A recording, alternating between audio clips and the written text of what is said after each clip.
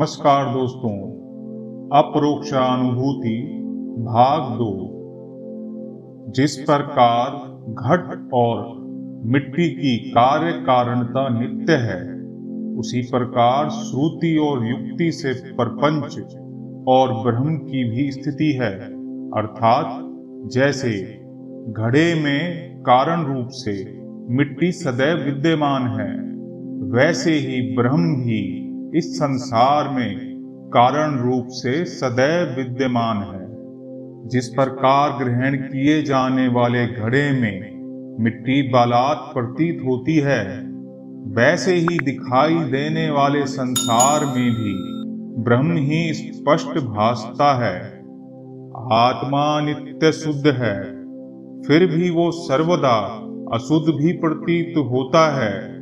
जैसे कि एक ही रज्जु ज्ञानी और अज्ञानी को सदा दो प्रकार से ही प्रतीत होता है। जिस प्रकार घड़ा मिट्टी रूप होता है, उसी प्रकार देह भी चेतन रूप होता है। अज्ञानी जन व्यर्थ ही आत्मा और अनात्मा का विभाजन करते हैं।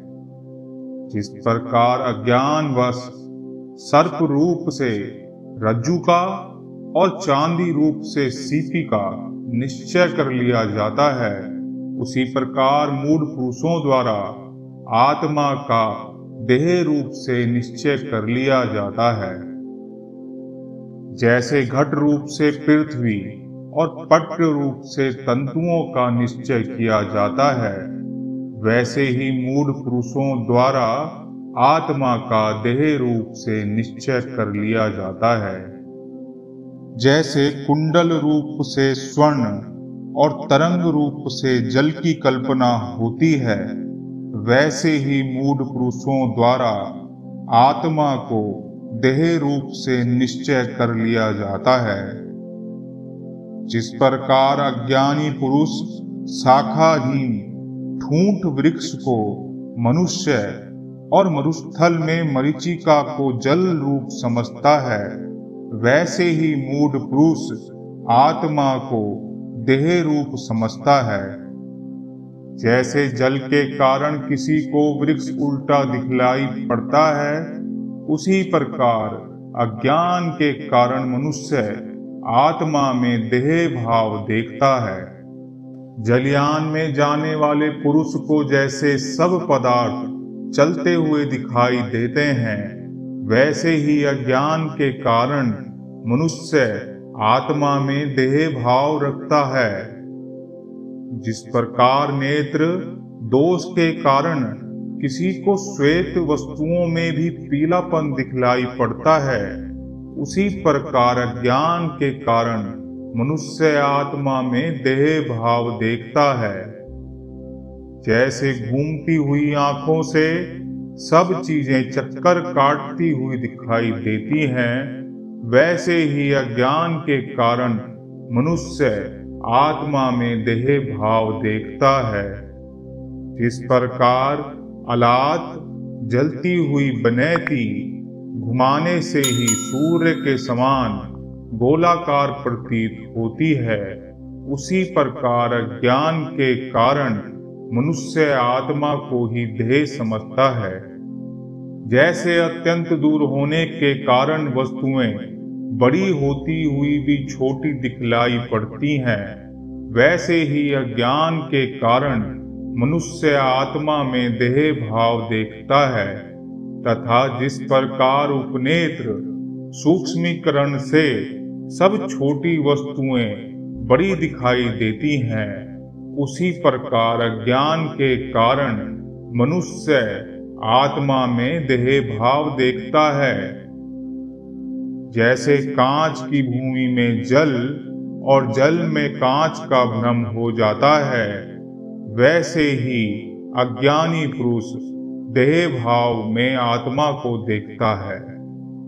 जैसे कोई पुरुष अग्नि में मणि और मणि में अग्नि बुद्धि कर ले, इसी प्रकार अज्ञानी जन भी आत्मा में देह को भासता है। जिस प्रकार बादलों के दौड़ने पर चंद्रमा दौड़ता हुआ प्रतीत होता है, उसी प्रकार अज्ञान के कारण मनुष्य आत्मा में देह भाव रखता है। जैसे किसी को मोहवश भूल से दिग्भ्रम हो जाता है, वैसे ही अज्ञान के कारण मनुष्य आत्मा में देह भाव देखता है। जैसे किसी को जल में चंद्रमा हिलता हुआ दिखाई देता है, उसी प्रकार अज्ञान के कारण मनुष्य आत्मा में देह भाव देखता है। जिस प्रकार अविद्या के कारण आत्मा में देहाध्यास होता है, वही आत्मज्ञान होने पर परमात्मा में लीन हो जाता है।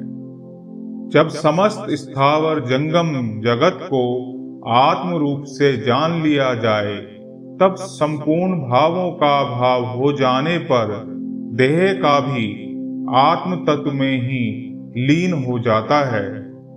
हे महामते, आत्म स्वरूप को निरंतर जानते हुए अपने प्रारब्ध का भोग करते हुए काल व्यतीत करो। तुझे उद्विग्न नहीं होना चाहिए। शास्त्र में ऐसा सुना जाता है कि आत्मज्ञान होने पर भी प्रारब्ध नहीं छोड़ता, उसका अब निराकरण खंडन किया जाता है। जाग पड़ने पर जैसे स्वप्न नहीं रहता, वैसे ही देह आदि असत्य होने के कारण ज्ञान उदय होने के पश्चात प्रारब्ध भी नहीं रहता। जन्मांतर में किया गया कर्म ही प्रारब्ध कहलाता है।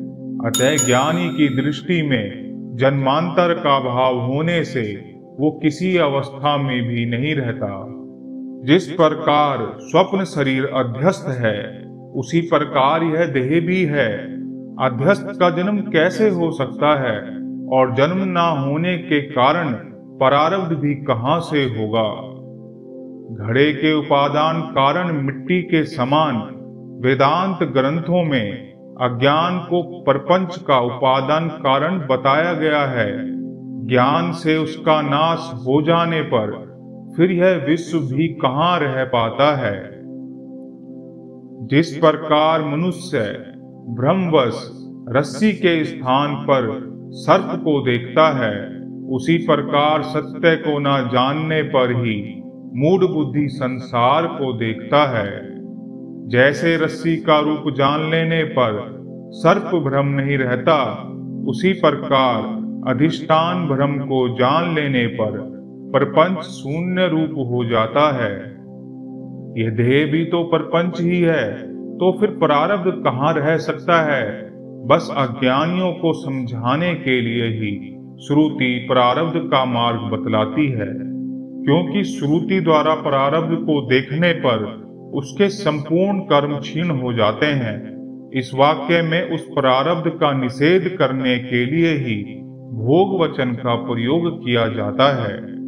यदि अज्ञानी जन बालात ज्ञानी के प्रारब्ध का प्रतिपादन करेंगे, तो इस प्रारब्ध रूप द्वैत के स्वीकार करने से मोक्ष अभाव और ज्ञान संप्रदाय का उच्छेद रूप दो अनर्थ उपस्थित होंगे, तथा अद्वैत वेदांत सिद्धांत की भी क्षति होगी। जिससे ज्ञान प्राप्त हो, उन्हीं श्रुतियों को ग्रहण करना चाहिए। अब मैं ज्ञान निष्ठा की प्राप्ति के लिए 15 अंग बतलाता हूं। उन सब से सर्वदा निधि ध्यासन अभ्यास करना चाहिए। निरंतर अभ्यास किए बिना सच्चित स्वरूप आत्मा की प्राप्ति नहीं हो सकती। अतः जिज्ञासुओं को चाहिए कि कल्याण प्राप्ति के लिए चिरकाल तक ब्रह्म चिंतन करे। यम नियम त्याग, मौन, देश काल, आसन, मूलबंध, देह की समता, नेत्रों की स्थिति, प्राणायाम, प्रत्याहार, धारणा, ध्यान और समाधि, ये क्रम से 15 अंग बताए गए हैं। सब ब्रह्म ही है। ऐसे ज्ञान से इंद्रियों को वशीभूत करना यम कहलाता है। इसका बार बार अभ्यास करना चाहिए। सजातीय वृत्ति का प्रवाह और विजातीय का तिरस्कार, यही परमानंद रूप नियम है। बुद्धिमान लोग इसका नियम पूर्वक पालन करते हैं। प्रपंच को चेतन स्वरूप देखने से उसके रूप का त्याग ही महापुरुषों द्वारा वंदनीय त्याग है, क्योंकि यह तुरंत मोक्ष देने वाला है। जिसे ना पाकर मन सहित वाणी लौट जाती है तथा जिस मौन से योगियों की गति है, विद्वान सदा इसको धारण करते हैं। जहां से वाणी लौट आती है उस ब्रह्म का भला कौन वर्णन कर सकता है, और यदि परपंच को ही वक्तव्य शब्द का विषय माने तो भी यह शब्द रहित ही है। अतः सत्पुरुषों को सदा स्वाभाविक रूप से मौन का आश्रय लेना चाहिए, क्योंकि परपंच तो असृदत्त भी हो सकता है। ब्रह्मवादियों ने वाणी का मौन तो मूढ़ों के लिए कहा है, जिसमें आदि और अंत और मध्य में कोई भी जन्म नहीं है तथा जिससे यह जगत निरंतर व्याप्त है, वही देश जन्म शून्य कहलाता है। ब्रह्म आदि समस्त भूतों की एक पल में सृष्टि स्थिति और प्रलय के कारण अद्वितीय अखंड आनंद स्वरूप ब्रह्म ही काल शब्द से कहा जाता है। जिस अवस्था में सुखपूर्वक निरंतर ब्रह्म चिंतन हो सके उसे ही आसन जानना चाहिए। दूसरा सुख नाशक आसन आसन नहीं होता है। जो समस्त भूतों का आदि कारण है, विश्व का अविनाशी अधिष्ठान है, जिसमें सिद्धजन स्थित रहते हैं, उसे ही सिद्धासन समझना चाहिए। जो समस्त भूतों का मूल है और जिसके आश्रय से चित्त स्थिर किया जाता है, उस मूल बंध का सदैव सेवन करना चाहिए। यही राजयोगियों का योग है। जिस समय चित्त सम ब्रह्म में लीन हो जाए उसी समय अंगों की समता समझनी चाहिए, वरना सूखे वृक्षों के समान अंगों की निश्चलता का नाम समता नहीं है। दृष्टि को ज्ञान में करके संसार को ब्रह्म में देखें, यही सबसे उत्तम है। नासिका के अग्रभाग को देखने वाली दृष्टि उत्तम नहीं है। जहां दृष्टा दर्शन और दृश्य का भाव हो जाता है, वही दृष्टि करनी चाहिए, नासिका के अग्रभाग पर नहीं। चित्त आदि समस्त भावों में ब्रह्म रूप से ही भावना करने से संपूर्ण वृत्तियों का निरोध हो जाता है, वही प्राणायाम कहलाता है। परपंच का निषेध करना रेचक है और मैं ब्रह्म ही हूँ ऐसी वृत्ति पूरक है, और तत्पश्चात उस ब्रह्माकार वृत्ति की निश्चलता ही कुंभक है। जागृत पुरुषों के लिए तो यही कर्म है, अज्ञानियों के लिए तो घ्राण पीड़ा ही प्राणायाम है। विषयों में आत्मभाव करके मन को चेतन में डुबो देने को ही प्रत्याहार जानना चाहिए। मुमुक्षु जन को इसी का अभ्यास करना चाहिए। मन जहां जहां जाए वहीं वहीं ब्रह्म का साक्षात्कार करते हुए मन को स्थिर करना ही धारणा मानी गई है। मैं ब्रह्म ही हूँ, इस सद्वृत्ति से जो परमानंद दायिनी निरालंब स्थिति होती है, वही ध्यान शब्द से प्रसिद्ध है। निर्विकार तथा ब्रह्माकार वृत्ति से जो पूर्णतः वृत्तिहीनता हो जाती है, वही ज्ञान समाधि कहलाता है। इस प्रकार इस स्वाभाविक आनंद का तब तक भली भांति अभ्यास करें जब तक कि चित्त को लगाने पर एक क्षण में ही वो अपने वशीभूत ना हो जाए। वो योगी राज सब साधनों से छूट कर सिद्ध हो जाता है, वही उसका स्वरूप है। वह किसी एक के मन और वाणी का विषय नहीं है। समाधि का अभ्यास करने पर अनुसंधान राहित्य, आलस्य, भोग वासना, लय, तम, विक्षेप, रसास्वाद और शून्यता आदि विघ्न बालात अवश्य आते हैं। इस प्रकार के जो विघ्न आते हैं, ब्रह्मवेता को उन्हें धीरे धीरे त्याग देना चाहिए। समाधि के समय भाव वृत्ति रहने से भावत्व, शून्य वृत्ति रहने से शून्यत्व और पूर्ण वृत्ति रहने से पूर्णत्व की प्राप्ति होती है। अतः पूर्णत्व का ही अभ्यास करें। जो लोग इस परम पवित्र ब्रह्मणी वृत्ति का त्याग करते हैं, वे पशुओं के समान हैं। जो इस वृत्ति को जानते हैं और जानकर बढ़ाते हैं, वे ही सत्पुरुष कहलाते हैं। वे ही त्रिलोक में धन्य और वंदनीय भी हैं। जिनकी यह ब्रह्मवृत्ति बढ़ी हुई और परिपक्व होती है, वे अति श्रेष्ठ ब्रह्म भाव को प्राप्त होते हैं। केवल शब्द से ही कहने वाले अन्य पुरुष नहीं। जो ब्रह्म वार्ता में कुशल हैं, किंतु ब्रह्मी वृत्ति से रहित हैं और राग युक्त भी हैं, निश्चय ही वे अत्यंत अज्ञानी हैं और बारंबार जन्मते और मरते रहते हैं। ब्रह्मादि लोकपालों, सनकादिक सिद्धों और सुखदेव आदि परमहंसों के समान वे आधे पल भी ब्रह्ममयी वृत्ति को नहीं छोड़ते। कार्य में कारण अनुगत होता है, कारण में कार्य अनुगत नहीं होता।